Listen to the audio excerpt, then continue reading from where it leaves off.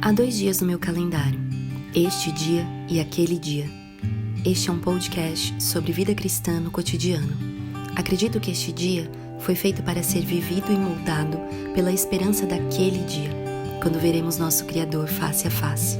Nesta jornada, entre este e aquele, vamos compartilhar conversas, leituras, histórias e o que mais vier. Vamos juntos, um dia de cada vez. Olá, estamos aqui para mais um episódio desse podcast, episódio número 12 da temporada 3. E desde o episódio 10 dessa temporada eu passei a compartilhar com você de uma leitura que me impactou muito há muitos anos atrás, do livro Mulheres Fiéis e Seu Deus Maravilhoso, um livro de autoria da Noel Piper, esposa do famoso pastor John Piper, onde ela se propõe a compartilhar 5 biografias de 5 mulheres fiéis e seu Deus maravilhoso, ou mulheres simples e seu Deus maravilhoso. Começamos no episódio 10 com Sarah Edwards e hoje caminhamos para mais uma mulher incrivelmente simples, incrivelmente fraca, mais uma mulher cheia da graça de Deus, com uma história extremamente inspiradora e que particularmente toca muito meu coração. O nome dela é Lilias Trotter. Você já ouviu falar dela? Uma artista plástica com uma carreira na época muito promissora, mas que escolheu, antes de tudo, ser uma missionária. E o subtítulo que Noel usa para o início da história de Lilias é que ela era fiel na fraqueza, muito provavelmente fazendo menção a 2 Coríntios 12, 9, quando Paulo diz: minha graça é suficiente para você, pois o meu poder se aperfeiçoa na fraqueza. Noel também começa dizendo, logo no início desse capítulo, sobre Lilias Trotter. Ela diz: se Deus opera através da fraqueza dos humanos, como Lilias acreditava, Ele a tinha aqui com força total. E nós vamos agora conhecer essa mulher. E por que ela foi conhecida e pode ser conhecida como uma mulher fraca, mas fiel na fraqueza, cheia da glória de Deus. Como eu já disse, nós começamos com Sarah Edwards e agora com Lilias Trotter. Diferente da Sarah, nós temos muitos escritos e seus diários deixados. Por isso, por várias vezes nesse episódio, quando falarmos dessa história, nós vamos abrir aspas para a própria Lilias falar. Existem algumas biografias conhecidas sobre ela, e a sua biógrafa talvez mais importante seja Miriam Harkness. A sua biografia mais famosa sobre Lilias Trotter se chama Uma Paixão pelo Impossível. E também a outra que ela lançou sobre reflexões de fé e arte e escritos de Lilias Trotter. Mas a famosa escritora, teóloga, missionária Elisabeth Elliot, tão querida, que aparece tanto aqui nesse podcast também escreveu um livro sobre Lilias Trotter, chamado em inglês, eu não achei se existe em português, acredito que não, pelo menos até aqui, quando eu gravei esse episódio, cujo título é Um Caminho Através do Sofrimento, que são meditações baseadas nas parábolas da cruz e parábolas da vida de Jesus, escritas por Lilias Trotter. Existe também um site, liliastrotter.com, que eu vou deixar na descrição desse episódio. Ele é todo em inglês, mas ali você pode ver as suas obras, as suas artes. É muito interessante, vale a pena conhecer para ampliar um pouco mais, se você quiser, sobre a história dessa mulher incrível. Assim como um filme biográfico que se chama Many Beautiful Things, no YouTube, também em inglês, mas o YouTube gera a legenda, né? Inclusive em português, não é perfeito, mas você pode acompanhar. E se você, como eu, terminar esse episódio muito inspirado ou inspirada pela história de Lilias, com certeza você vai querer procurar essas referências, então estarão todas na descrição desse episódio.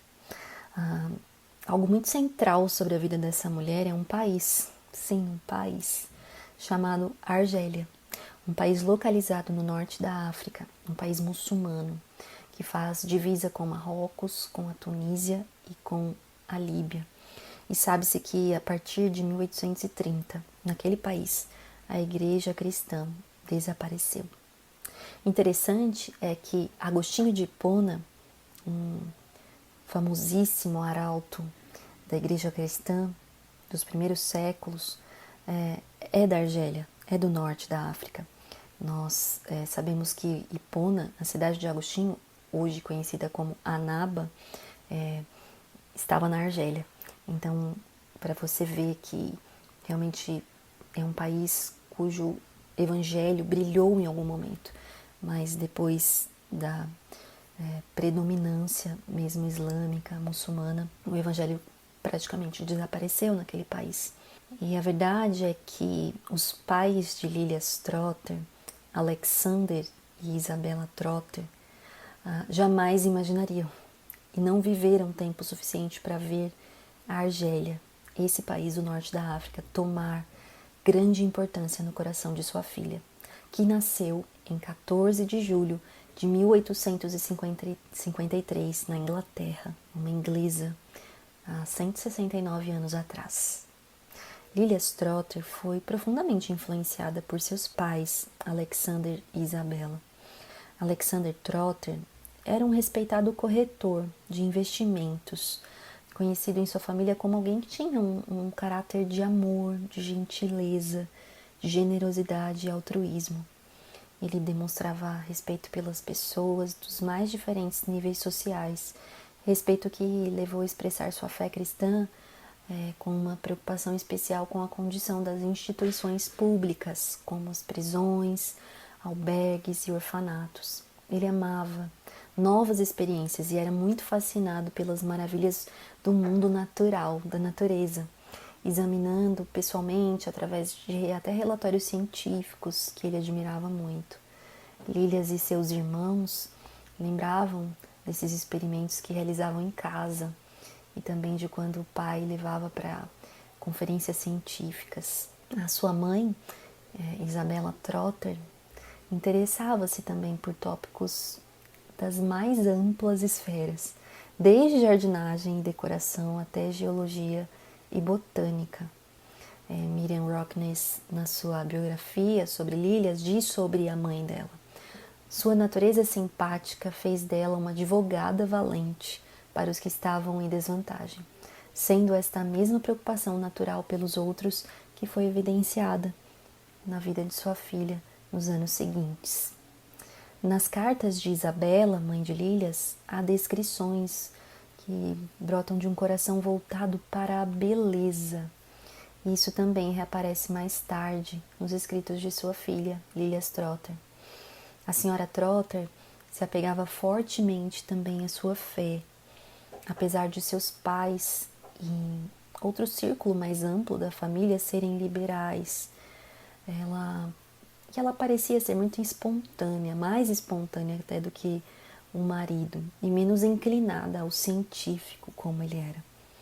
Certa vez, quando o Alexander e ela faziam uma viagem distante, ela escreveu aos filhos de modo meio brincalhão, a respeito de um argumento sobre o comprimento da cauda de um cometa. Ela disse: "Digo que parece ter 2 metros de comprimento, porém o papai diz que é difícil falar, mas que tem realmente cerca de 1,5 grau de comprimento, ou seja, cerca de 6 vezes o diâmetro da Lua."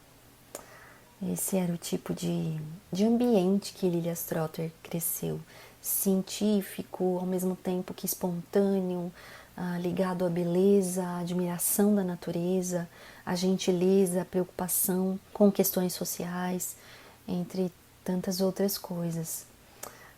Mas o pai de Lilias morreu quando ela tinha apenas 12 anos de idade. E o interessante que se diz sobre esse período é que a sua família observou uma mudança importante nela. E à medida que ela aprendia a depender mais do Pai Celeste, que agora era de fato o seu único pai, às vezes quando eles esperavam encontrá-la brincando, achavam-na orando em seu quarto. A personalidade, fé, interesse, qualidades pessoais, então, de seu pai e de sua mãe se refletiam com força em sua filha, à medida que ela amadurecia. Seu pai morreu cedo demais, para que pudesse ver a mulher que ela se tornaria, mas sua mãe aprovou completamente a vida ministerial que Lilias abraçou. Isabela incentivou o extraordinário dom artístico também de Lilias. Quando ela tinha 19 anos, ela e a sua mãe assistiram pela primeira vez a Higher Life Conference, é uma conferência que existe até hoje, com outro nome, Keswick Ministries. E é muito interessante, porque estamos falando aí de mais de 150 anos atrás, e é uma conferência missionária que ainda existe. Eu posso deixar também isso na descrição do episódio. E depois dessa participação, a primeira, ela sempre participava quase todos os anos dessas conferências. E disse que elas exerceram uma forte influência no aprofundamento espiritual na vida de Lilias Trotter. E cada ano, sob a orientação dessa conferência, Lilias se envolvia em missões locais, preparadas pelos organizadores da conferência. Por exemplo, sua irmã escreve uma carta sobre ajudar e servir um jantar tarde da noite para os cocheiros, homens que trabalhavam arduamente na condução de carruagens. E ela diz assim: o que você acha que Lilias e eu fazíamos ontem, de 10h30 até 3 da madrugada? Foi um bom tempo, raro de ocorrer. Foi uma noite chuvosa, mas vieram cerca de 180 homens. Alguns não conseguiram chegar antes de 1 hora da madrugada. Eles tiveram um excelente jantar, muitos cânticos, e ouviram mensagens breves. Creio que foram muito abençoados, e muitos deles não têm outras atividades sociais. Durante esses anos de ministério nessas conferências, através delas, na década de 1870, Dwight Moody, o famoso evangelista, realizou 4 grandes campanhas anuais em Londres, onde Lilias morava.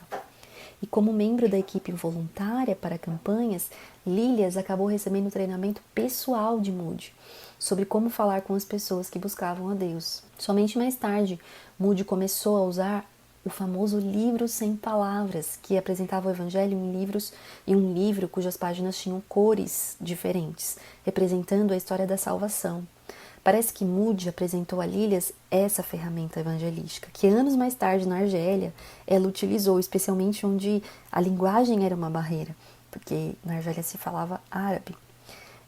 E apenas uma observação que o livro, inclusive, da Noel traz sobre o livro sem palavras, é que Moody desenvolveu este livro sem palavras, a ideia do livro sem palavras, uma ferramenta evangelística que atravessou aí centenas de anos e chegou até nós, foi porque quem apresentou a ele o conceito foi Charles Spurgeon. Seu livro tinha somente páginas pretas, vermelhas e brancas, simbolizando a necessidade que o pecador tem da salvação, a provisão do sangue de Cristo para expiação e pureza da redenção. E o Spurgeon apresentou essa ideia do livro sem palavras num sermão em 1866. Logo depois, outras páginas foram acrescentadas por outros, mas 9 anos depois do sermão de Spurgeon, Moody começou a usar o livro sem palavras. Mas em 1876, agora Lilias já tinha 23 anos, ela viajou pela Europa com sua mãe e sua irmã. E ao avistar os Alpes suíços, ela ficou tão deslumbrada pela beleza majestosa dos Alpes que rompeu em lágrimas. Isso era muito comum, ela registrar essa resposta à beleza da natureza, muitas vezes caindo em lágrimas. Ela era muito sensível à beleza, e aquela viagem encheu seus olhos e sua alma com cor e luz, e a sua mão habilidosa com o seu pincel expressavam isso sobre a tela. E 2 amizades muito significativas se iniciaram durante essa viagem. A primeira foi numa convenção na Suíça, onde ela conheceu Blank Haworth, que se tornou uma amiga íntima e em uma década se tornaria sua colega de missões e amiga mais próxima. E em Veneza, a senhora Trotter descobriu que John Ruskin, um famoso crítico de arte, enfim, um filósofo que foi muito importante na era vitoriana, ele estava hospedado no mesmo hotel que elas. E então, ele era a voz da arte no mundo da época, né? Se ele dissesse que determinada coisa era boa, aquilo era realmente bom. Essa era a ideia. E a senhora Trotter, mãe de Lilias, enviou-lhe um pacote com pinturas em guache de sua filha, juntamente com uma nota. A senhora Alex Trotter tem o prazer de enviar ao professor Ruskin as pinturas em guache de sua filha. A senhora Trotter está preparada para ouvir que ele não as aprova. Ela começou a desenhar na infância e recebeu pouco ensino. No entanto, se a senhora Trotter puder ter a opinião do Sr. Ruskin, isso seria valioso. Ruskin, no fim, descreveu os quadros que recebeu como uma obra meticulosa e extremamente correta. Apesar dessas palavras terem parecido bem equilibradas, a sua reação pessoal refletiu muito entusiasmo com Lilias. Ele mostrou aos Trotter os tesouros da arte de Veneza, deu tarefas a Lilias e convidou para ser sua aluna quando ela retornasse à Inglaterra. Ele a tomou sob seus cuidados mesmo, como um tutor que visualizava de antemão um grande futuro para ela como artista de nível mundial. Inclusive ela e sua irmã visitaram Ruskin com frequência na sua casa de campo, onde ele ajudava a Lilias a aprimorar sua técnica. E essas semanas imersas em forma, beleza, cor, rejuvenesceram o espírito dessa jovem mulher de 23 anos, que gastava o resto do seu tempo. Ela ficava entre a arte e os trabalhos missionários locais em Londres. Mas quando Lilias tinha 26 anos, Ruskin ficou frustrado, porque ele achava que ela tinha muitas distrações e não conseguia se dedicar totalmente à arte. E ele não aprovou como ela dividiu o tempo entre as missões e a arte, a dedicação à sua arte. E ela gastava muito tempo nas ruas de Londres, servindo a outros nesses trabalhos locais. Então, Ruskin demonstrou a ela mais abertamente quanto a glória da vida da arte estava diante dela. Ela poderia ser uma artista consagrada se ela se dedicasse. Ele chegou a dizer que ela seria a maior pintora da época e faria obras imortais. E essa foi uma decisão para Lilias angustiante. Paralelamente, em sua vida existiam duas atividades totalmente apaixonantes: arte e ministério. E ela sabia que era impossível doar-se totalmente às duas ao mesmo tempo. Não é possível servir totalmente a dois diferentes senhores. Mas Lilias entendeu que é possível uma das paixões tornar-se serva da outra. E assim ela teve de decidir qual paixão poderia tornar-se mestra da outra. Por muitos dias, Lilias ponderou seus desejos e orou a Deus para que tornasse claro o seu chamado. E a sua amiga Blank Pigot, que também mais tarde escreveu uma biografia sobre Lilias, escreveu assim: ela me disse que sentia como se aqueles dias parecessem muitos anos. Ao escrever para mim, ela disse: você entenderá que não é por vaidade que lhe conto os elogios de Ruskin à minha obra. Acho que não é por vaidade, pois não tenho autoridade sobre o meu dom, assim como não a tenho sobre a cor do meu cabelo. Eu lhe contei porque preciso de oração para descobrir com clareza a vontade de Deus.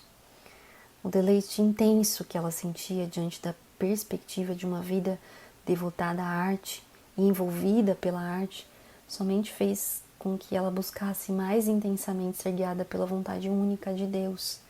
Ela amava a arte e sabia ser possível que Deus a usasse e a sua influência naquela área para propósitos do reino.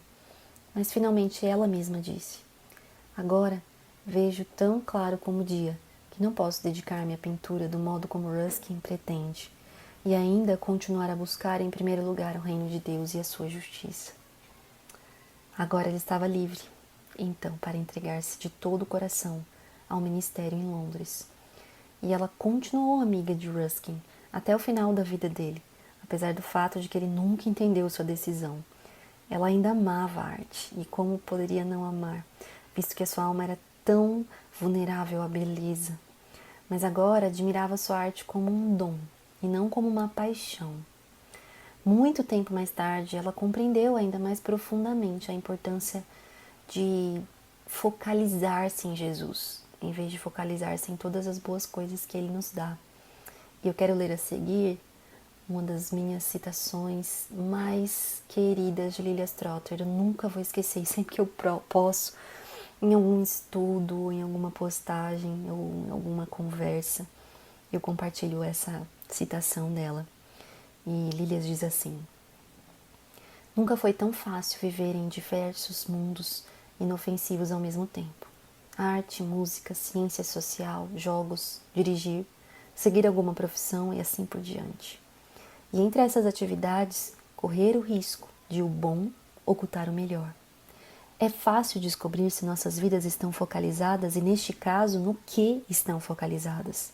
Em que se concentram nossos pensamentos quando nossa consciência volta pela manhã? Onde eles oscilam quando a pressão é aliviada ao longo do dia?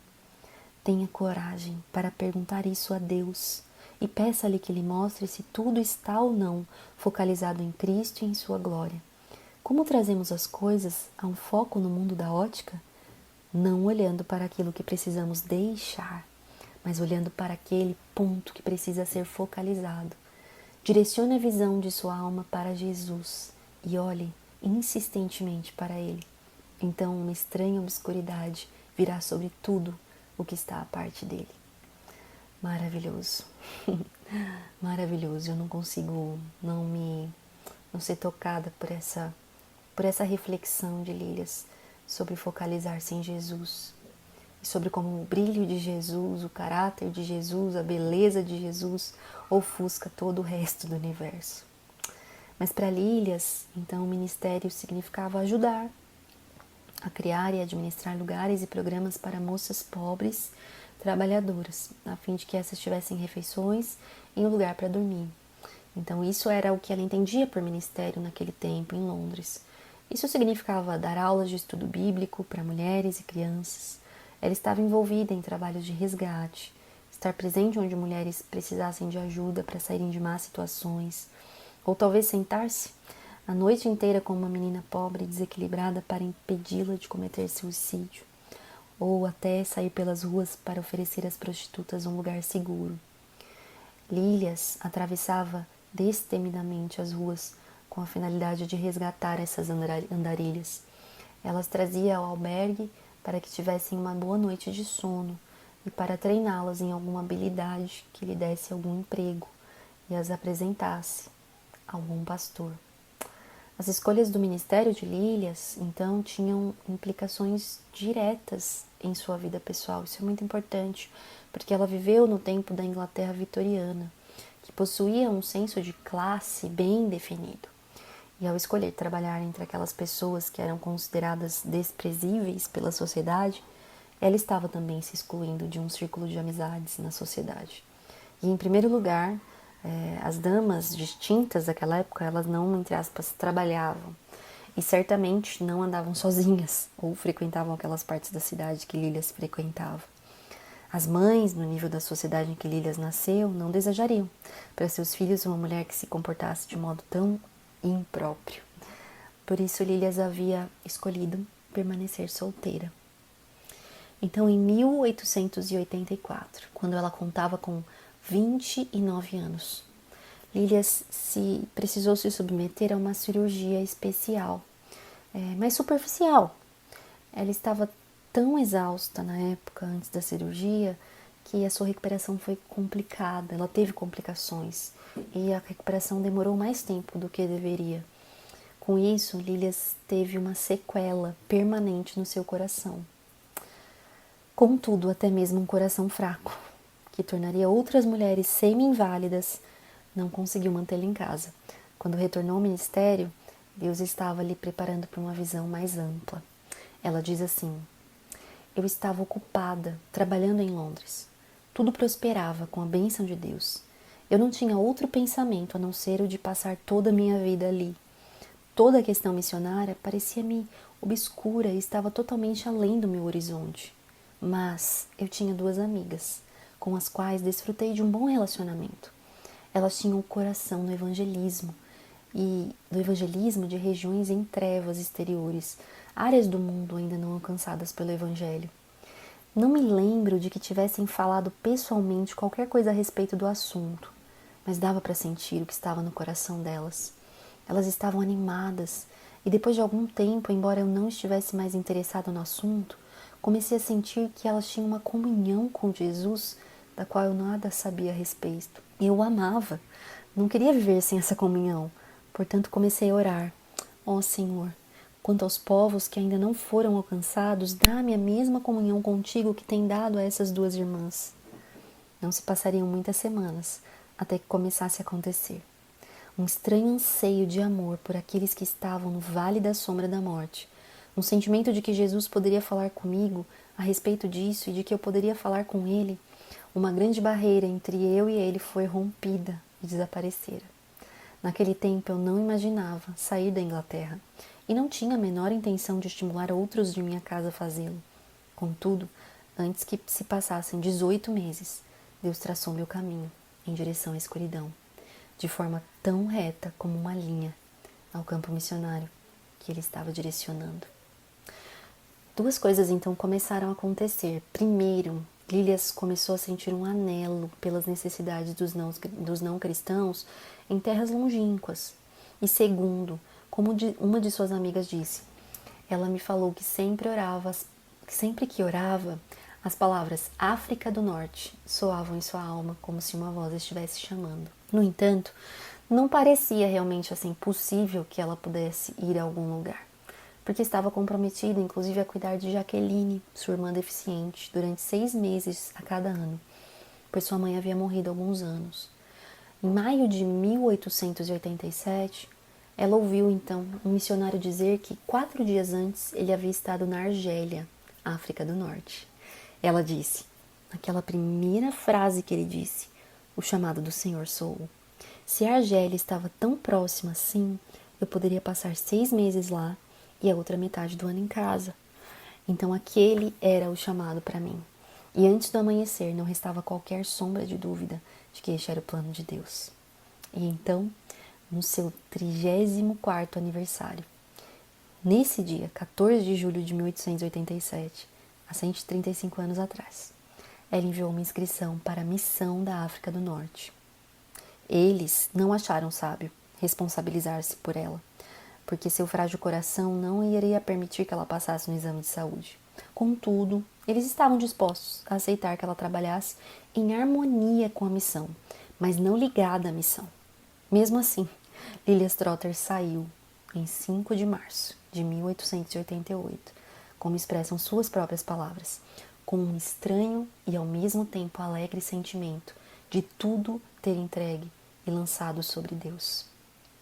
Suas companheiras eram Lucy Lewis e Blank Haworth, que ela havia conhecido na viagem à Europa com a sua mãe, e fora sua amiga especial desde que se conheceram.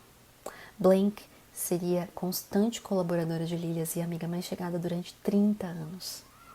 Ela, então, e suas amigas deixaram a Inglaterra menos de 9 meses depois de Lilias ter sentido o chamado de Deus.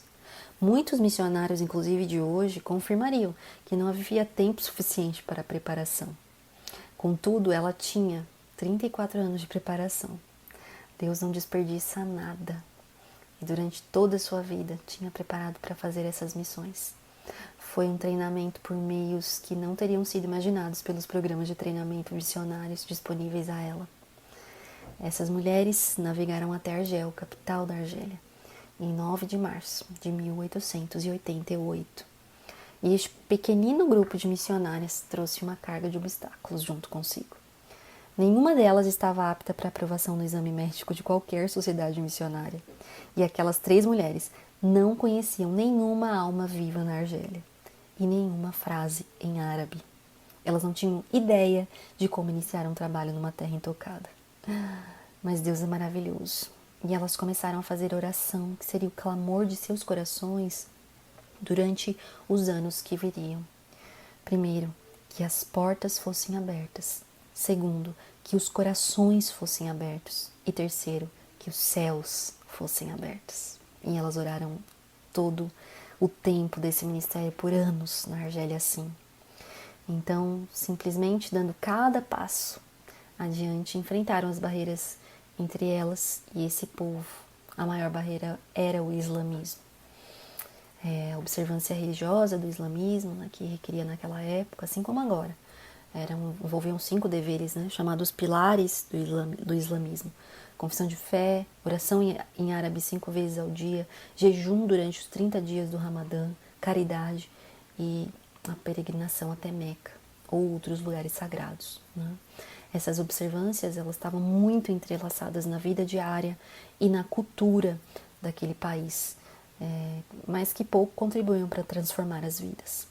Apenas algumas semanas após sua chegada, Lilias recebeu a notícia da morte da sua irmã deficiente, e isso foi um choque. O plano de Lilias era dividir cada ano entre missões na Argélia e o cuidado de Jaqueline. E quando Lilias disse adeus a Jaqueline, esperava revê-la em 6 meses. Nesse tempo, as suas 2 amigas, Lucy e Blank, ficaram ao lado dela, para ajudá-la a sentirem confortada em Deus por sua dor. A primeira tarefa, então, delas era aprender árabe. Hoje em dia, os missionários podem fazer cursos que possibilitam, aprender uma nova língua, até cursos online. Mas Lilias e suas colegas de missões tiveram de improvisar seus próprios métodos, usando os recursos que elas dispunham na época. Seu primeiro esforço foi escrever o Evangelho de João, palavra por palavra em árabe, passando do inglês para o francês e então para o árabe. Porque a única ferramenta de tradução que elas possuíam era, de fato, um dicionário francês-árabe. Elas frequentaram aulas de árabe até que o professor mesmo adoeceu e parou. E depois um adolescente encontrava-se com elas 3 vezes por semana para ajudá-las, até que algo o assustou e não voltou mais. Depois de alguns meses, elas contrataram um tutor profissional. Oh, como ansiamos por falar, Lilias escreveu. A possibilidade de falar só vem quando estamos em meio às pessoas, mas o tempo mostrará o plano de Deus. Mesmo antes de saberem o idioma, seu tutor traduziu pequenas porções da escritura em árabe, as quais elas imprimiram como cartões decorativos e distribuíam na região árabe da cidade, para iniciarem conversação com pessoas que falassem o árabe, mas também falassem francês. Nos cafés, às vezes, os garçons podiam ler os versos em voz alta para todos os clientes. E no porto, elas distribuíam cartões em muitas línguas para os marinheiros de muitas nações. E por este caminho, cresciam as oportunidades para que elas praticassem o árabe.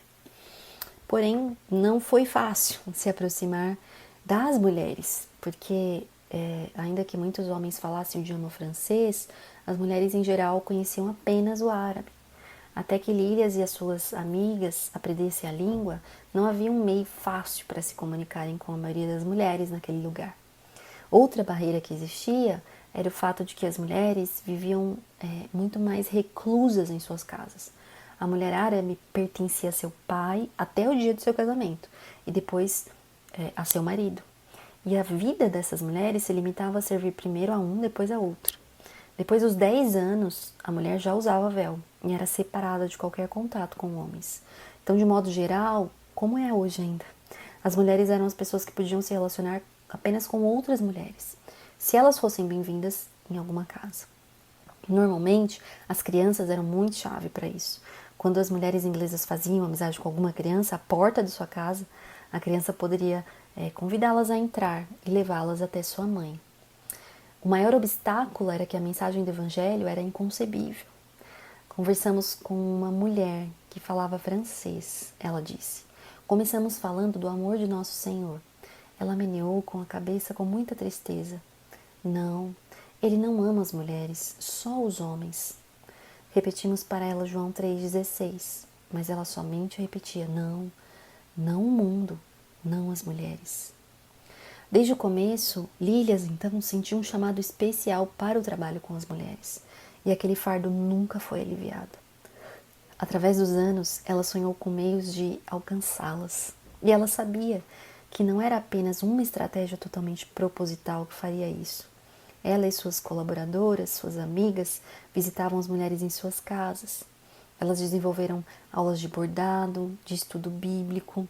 Nas ocasiões raras em que as mulheres saíam de casa, geralmente para irem a uma cerimônia, nos túmulos de parentes, as mulheres europeias alugaram um local para uma casa aberta, onde as mulheres da localidade poderiam relaxar, se socializar enquanto estavam fora de casa.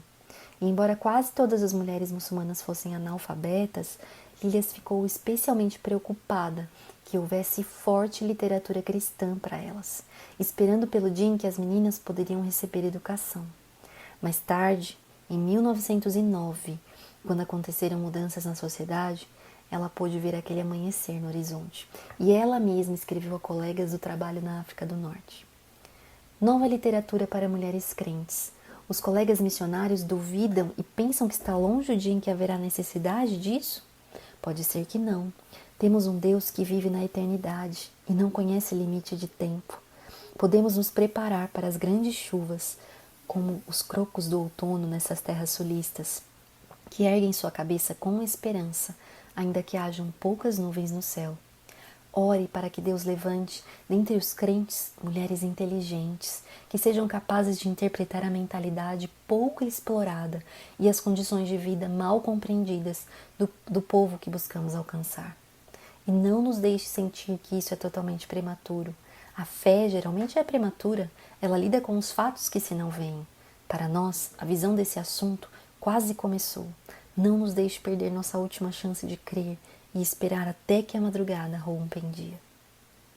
Em março de 1893, quando Lilias chegava quase aos 40 anos, ela e Blank fizeram sua primeira expedição pelo deserto, até Brisca, que ficava a 402 ao sul de Argel. Hoje as cidades são unidas por rodovias, mas naquela época era uma viagem de 463 quilômetros de trem até o leste e depois de carruagem, mais 241 quilômetros ao sul, e então mais 48 quilômetros de camelo pelo deserto. Suas descrições verbais dessas terras evidenciam seu amor pelo deserto e provam que sua pena era tão descritiva e delicada quanto o pincel. Ela pintava muito sobre o deserto. E o seu olhar para a beleza continuava reluzente. Ao acordar uma manhã no deserto, ela escreveu este relato em 1914, 26 anos depois de ter deixado a carreira artística. Ela disse: o sol surgiu com grandes asas de escaravelho, de poeira avermelhada, detrás das montanhas de cor púrpura. Do outro lado estavam os montes, brilhantes em laranja avermelhado, em contraste com o céu azul, cloisonné. Um pouco mais tarde, e as asas de escaravelho tornaram-se gloriosamente brancas em todas as hostes dos céus, em contraste com o céu de mais suaves sombras de turquesa, fundindo-se num indescritível verde e malva nas partes próximas do horizonte. O sonho de Lilias era então criar postos de propagação do evangelho nessas cidades desertas. Ela tinha a esperança de que algum dia existissem crentes que vivessem e ministrassem nesses postos permanentemente. E ao mesmo tempo tinha esperança de que, junto com as suas coadjutoras, suas colaboradoras, pudesse visitar esses lugares periodicamente. Às vezes, numa cidade deserta, ela simplesmente caminhava pelas ruas empoeiradas, batendo de porta em porta, para ver onde seria bem-vinda.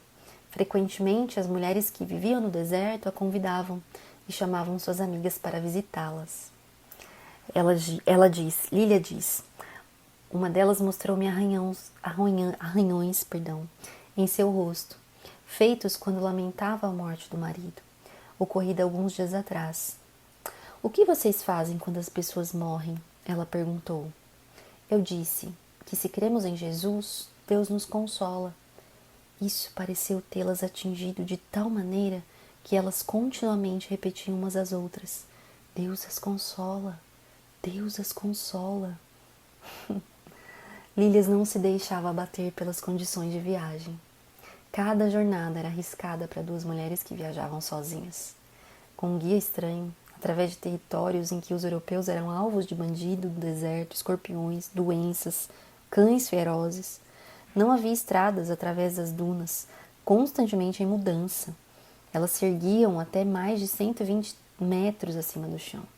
Uma tempestade de areia cobria as marcas das trilhas. Mesmo as menores falhas de cálculo poderiam significar a perda do destino em muitos quilômetros. Com o passar das horas, o ar podia queimar os pulmões e o sol queimar o viajante. Era necessário apenas metade de um dia para que se chegasse a um estado de desidratação. Lilias diz, durante a viagem, o sol estava abrasante e Blank quase teve uma insolação, o que lhe deu vários dias de dor de cabeça agonizante e febre. Observávamos com avidez a fila de palmeiras que se aproximava e caminhávamos diretamente para o abrigo das palmeiras. O único meio de refrescar-nos era mergulhar nossas mãos na areia. Parecia um pouco mais fresco, apesar de que quando medimos sua temperatura, por curiosidade, marcou-se 31 graus. Oh, mas ela dizia, o deserto é maravilhoso em sua calma. A grande tranquilidade meditativa que há em toda parte é tão repleta de Deus. Pode-se entender porque ele levava seu povo ao deserto para ensiná-lo. Uma amiga, inclusive, disse que nunca era difícil para Lilias preparar-se para uma viagem. O anseio dela para retornar ao deserto era tão grande que às vezes ela tinha que se lembrar de que isso poderia ser uma tentação em vez de um chamado de Deus. E ela disse, um clamor tem me despertado nesses últimos dias para ir ao deserto novamente. Uma grande atração por tudo isso. Não suponho que Deus me deixe ir até que eu tenha lidado com isso e suplantado essa atração por esses lugares do que com a comunhão com Ele. Em 1893, 5 anos depois de ter ido para a Argélia, Lilias e Blank e suas ajudantes, suas missionárias, finalmente conseguiram mudar-se para uma casa na região árabe, uma área que muitos consideravam um bairro pobre, e ela escreveu em uma carta: foi bom virarmos as costas para as longas ruas francesas e mergulharmos nas multidões.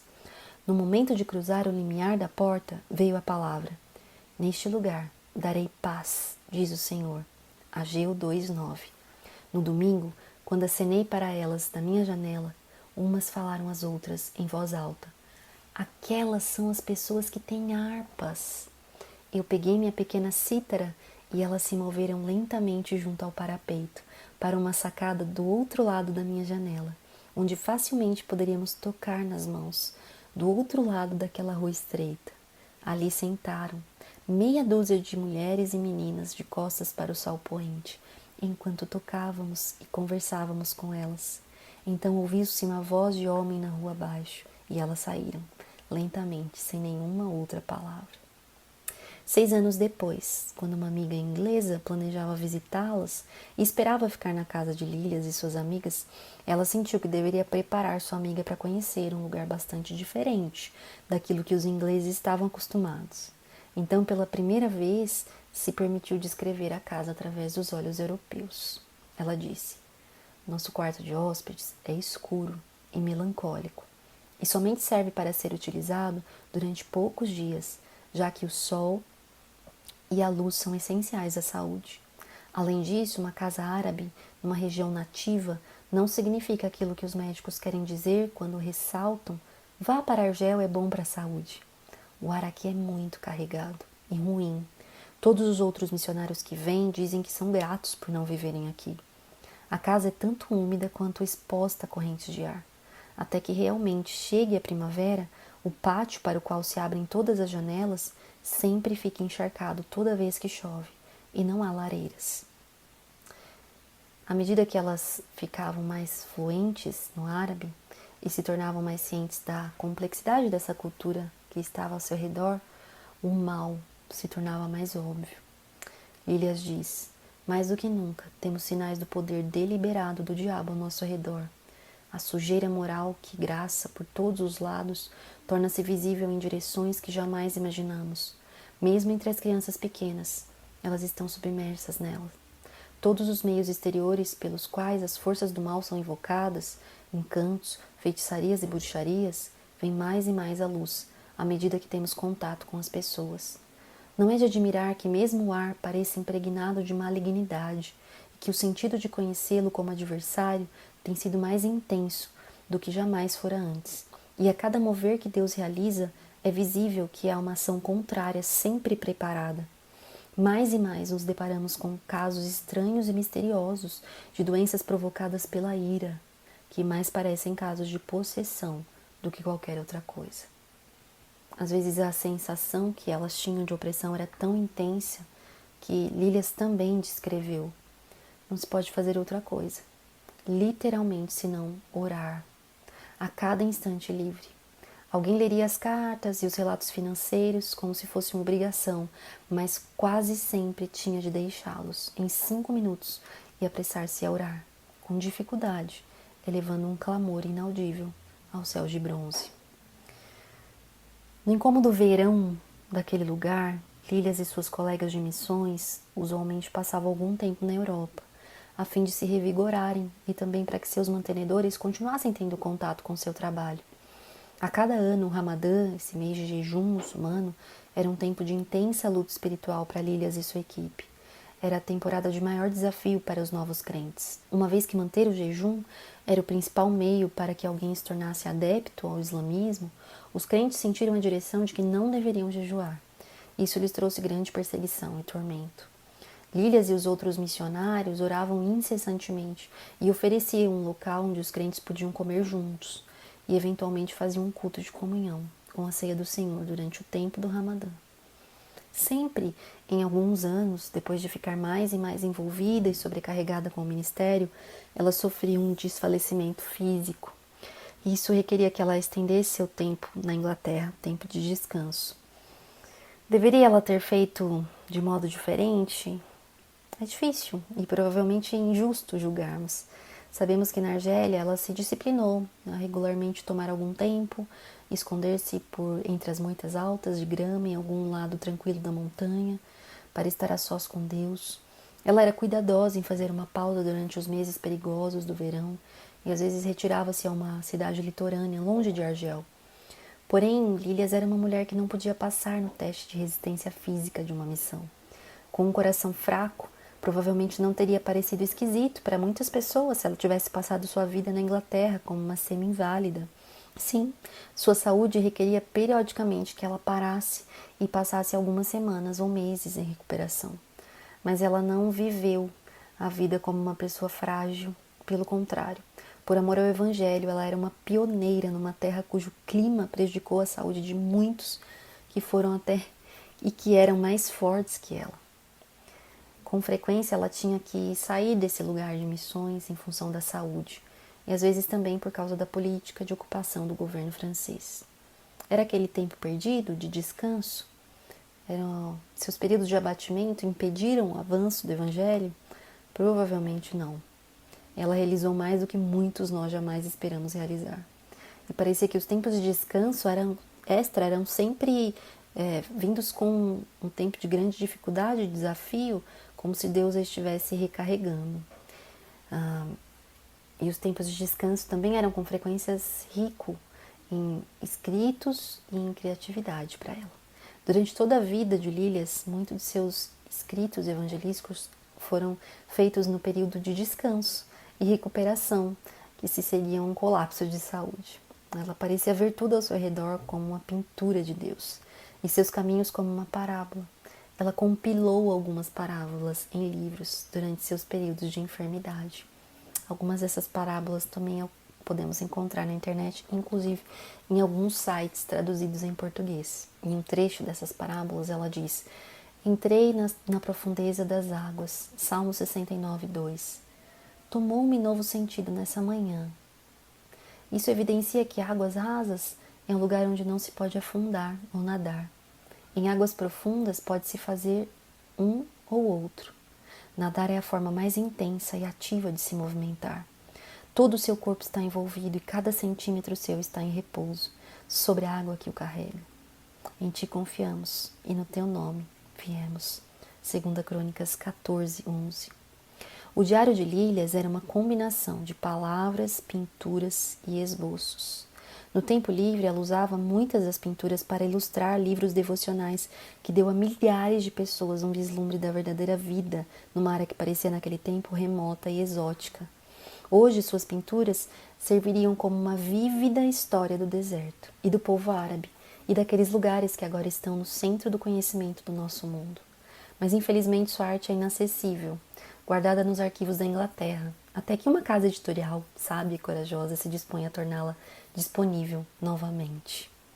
Lilias reservou 30 pequenos volumes de diários. E onde estão eles?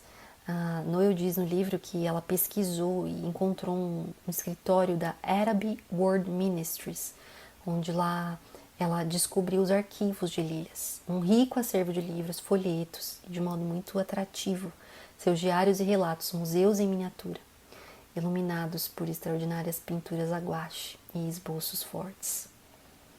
As pinturas de Lilias, a quais Ruskin tão orgulhosamente patrocinou, suas primeiras obras antes de ir à Argélia, também estão guardadas nas salas de impressões do Ashmolean Museum em Oxford, na Inglaterra.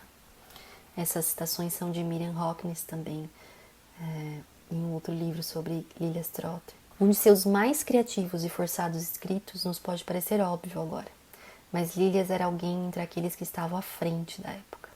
Em suas missões, com a ideia de criar e publicar livretos que teriam aparência e gosto árabe, para um leitor árabe. A palavra escrita tinha uma vantagem sobre a palavra dita.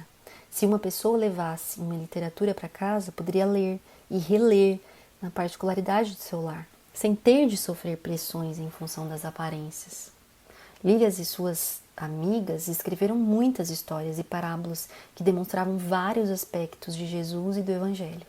Ela ilustrava as histórias e fazia bordas árabes nas capas e nas páginas.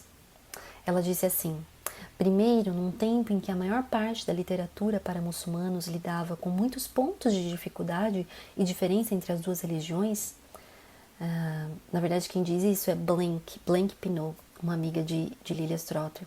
A senhorita Trotter escrevia nessa época histórias que, com todo o seu conhecimento íntimo do pensamento e do comportamento muçulmano, apelava primeiramente para a semelhança fundamental, as grandes necessidades de todo ser humano. E, em segundo lugar, a senhorita Trotter dava a todos os seus folhetos um toque de cor e de beleza oriental, com desenhos em duas cores ou pequenas gravuras que pareciam artisticamente de acordo com a caligrafia árabe, ao invés de uma escrita estrangeira e estranha. Seu olhar, então, não se limitava apenas aos árabes da Argélia. Uma excelente literatura árabe poderia ser usada através de todo o mundo árabe. Durante muitos anos, então, março parecia sempre trazer dificuldades mais profundas na área física, espiritual ou política. Lilias, ela achava que Satanás reconhecia que era o seu aniversário de chegada delas no território dele. E o mês de 1918 trouxe uma mudança que abalaria a sua vida, porque a sua mais próxima amiga, Blank Haworth, havia deixado a Inglaterra junto com Lilias em 1888 e haviam ministrado juntas durante 30 anos. Ela faleceu, e sua morte significou o fim de uma profunda amizade com a pessoa que melhor conhecia Lilias em todo o mundo. Juntas elas fundaram Algiers Mission Band. Lilias viveu mais de 10 anos e viu o Algiers Mission Band crescer e incluir 29 colaboradoras em pelo menos 14 cidades desertas. Em 1964, essa organização uniu-se ao North Africa Mission, que mudou seu nome para Arab World Ministries em 1987 e que existe até hoje. Começou com Lilias, começou com suas amigas e existe até hoje essa organização missionária para o mundo árabe. É difícil imaginar Lilia, Blank e suas colaboradoras, em sua maioria mulheres solteiras, realizando tudo o que fizeram, considerando a saúde, o clima, os desafios espirituais, mas elas desenvolveram meios para que os crentes árabes se tornassem financeiramente independentes. Elas ofereceram acampamento familiar, onde grupos podiam ouvir o evangelho, longe das pressões culturais. Elas atuavam como casamenteiras, contribuindo para a formação de famílias entre cristãos árabes que desejavam se casar e sempre tentavam atrair outros ao seu chamado e visão. É possível que elas tenham sido as primeiras a criar um plano de missão a curto prazo. Havia oportunidades para representar a causa muçulmana, a Igreja Cristã Internacional, falando em igrejas, em conferências, e assim elas expandiam a visão desse ministério. Nos últimos 3 anos da vida, então, de Lilias, o coração fraco dela a confinou num quarto, e ela transferiu as responsabilidades da liderança da organização para outras pessoas. Ela disse: há muito tempo atrás, no passado, era uma alegria pensar que Deus precisava de mim. Agora é uma alegria muito mais profunda sentir e ver que Ele não precisa de alguém, mas que Ele tem tudo em suas mãos. Em um determinado ponto da sua vida, alguém descreveu assim: ela era tranquila e criou uma tranquilidade, tal como alguém escreveu após tê-la visto pela primeira vez. Foi encantador conhecer a senhorita Trotter. É maravilhoso estar próximo dela. Eu amo a quietude dela. E isso foi muitos anos depois, quando a luta tinha sido longa e difícil. era a tranquilidade da força, o calor do ferro que saía da fornalha.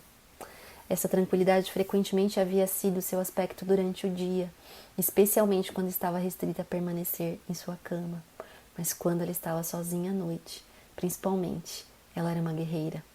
O mapa da Argélia e da Tunísia, seu manual de intercessão, permaneciam ao lado de sua cama, e ela criava estratégias, consumia-se em oração com sua lâmpada acesa até as primeiras horas da manhã, com uma intercessão tal que somente fazem os que amam fazer.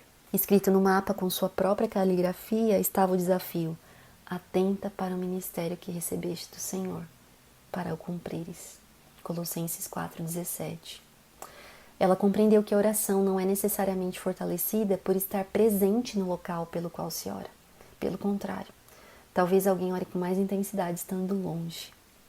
Ela diz: a incapacidade de ir pode causar grande gozo ao orar. Pode-se estar em espírito entre as apreciadas casas de barro em Tolga, nos tetos abobadados de Souf, nos arcos em formato de ferradura em Towser e nos casebres de cerâmica construídos nas colinas, cercados de figueira na Índia, e assim trazer o derramamento do Espírito Santo, pela fé, talvez mais efetivamente do que se estivesse presente lá. Pode-se fechar a porta, por assim dizer, e ficar a sós com Deus, algo que alguém no campo missionário não pode fazer, em vista das inquietantes distrações das coisas visíveis exteriores. Uma de suas amigas descreveu a transformação em Lilias enquanto ela se aproximava da morte, do portão do céu. Ela diz: eu me lembro de uma meditação de Lilias Trotter sobre o corpo glorificado na ressurreição. Suponha, ela imaginou, que ao invés de sangue, cada veia fosse preenchida com luz. No último ano de sua vida, isso quase parecia estar acontecendo nela mesma. Tão belo e estranho era o brilho da luz espiritual em um corpo frágil e exaurido. Em 27 de agosto de 1928, suas amigas cantaram: Jesus amado da minha alma. Lilias olhou pela janela e exclamou: uma carruagem e 6 cavalos. Uma amiga perguntou: você está vendo coisas belas? Ela disse: sim, muitas coisas belas. Ela ergueu as mãos em oração e quase que de imediato, tranquilamente, deu seu último suspiro. Lilias Trotter não contemplou a resposta à sua oração para que uma multidão de muçulmanos fosse convertida a Cristo. Tanto naquela época como hoje, o solo é rígido. Os escritos de Lilias que foram distribuídos são parábolas de anelo por aquele glorioso florescer da primavera de Deus, chegando ao mundo muçulmano. As cartas de Lilias, suas anotações em diários, relatórios, devocionais, refletem um forte, constante e sereno tom. Às vezes há desânimo, às vezes há anseio, mas em outro registro, a ira salta das páginas. Ela estava num navio, cruzando o Mediterrâneo, voltando de uma conferência na Europa para a Argélia. E ela diz: alguém que viajava conosco falava de modo como, no olhar da igreja para o campo missionário, ainda há uma visão muito geral de que os muçulmanos são uma raça condenada. Uma raça condenada? Isso não parece refletir o Deus da esperança, o Deus de amor. Uma crença condenada é a expressão mais próxima da verdade. A casca que envolve a semente é condenada. Isso é tudo. Aleluia. Deus havia dado a Lilias a tríplice oração quando elas entraram na Argélia, e este foi o centro de suas orações depois de ter chegado ali. Portas abertas, corações abertos e céus abertos. Ela diz: a oração tríplice dos primeiros dias à memória, de volta à memória. Primeiro, para que as portas sejam abertas. Isso já foi respondido mais do que possamos pedir ou pensar. Então, que os corações sejam abertos, e isso está acontecendo. A atitude foi mudada da apatia para a hostilidade, e da hostilidade para uma grande medida de receptividade. A seguir e por último, para que os céus sejam abertos, quando isso for concedido, virá o tempo da colheita. É algo ímpar, a partir da nossa perspectiva aqui hoje, que Deus preparasse Lilias para missões como Ele fez. Ela sofria com um constante problema de coração desde que tinha 29 anos. Ela assumia a responsabilidade pelo cuidado de sua irmã deficiente. E quando pensou em missões como uma possibilidade, já estava, entre aspas, muito velha para o que se esperava de uma missionária.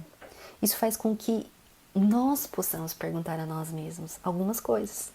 E eu espero que você que ouve pergunte também, inclusive em oração, as seguintes perguntas. Que pessoas devem se envolver no ministério? Talvez em missões. Quais são os verdadeiros impedimentos para seguir o chamado a algum ministério? Quais são as qualificações requeridas para seguir o chamado de Deus? Que preparação esse chamado requer?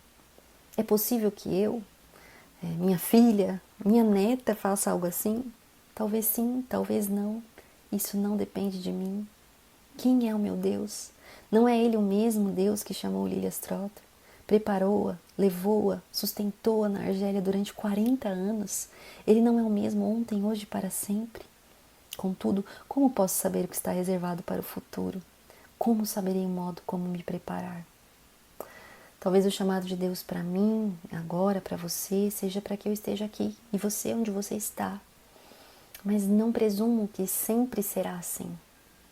Nesse interim, desejamos ser como Adeline Braithwaite e Lely Duff, aquelas duas amigas de Lílias, cujas orações determinadas e a dor de espírito inspiraram Lílias a pedir que Deus concedesse o mesmo que deu a elas, a ela mesma. O que Deus deu a ela foi comunhão com Ele, e isso a levou à Argélia. Adeline e Lely são exemplos, assim como Sarah Edwards, a exortar Samuel Hopkins, como vimos no episódio 10, de mulheres que falaram e oraram com fidelidade, sem compreender totalmente o impacto contínuo que Deus faria através delas. Adeline e Lely foram responsáveis em parte por 40 anos de ministério fiel na Argélia, apesar de que elas mesmas nem foram àquele campo missionário. E Lília Strotter, nos padrões humanos, deveria ter sido uma artista famosa, ainda que frágil. Certamente ela não era saudável o bastante para ser uma missionária num local de clima e cultura tão exigentes como a Argélia.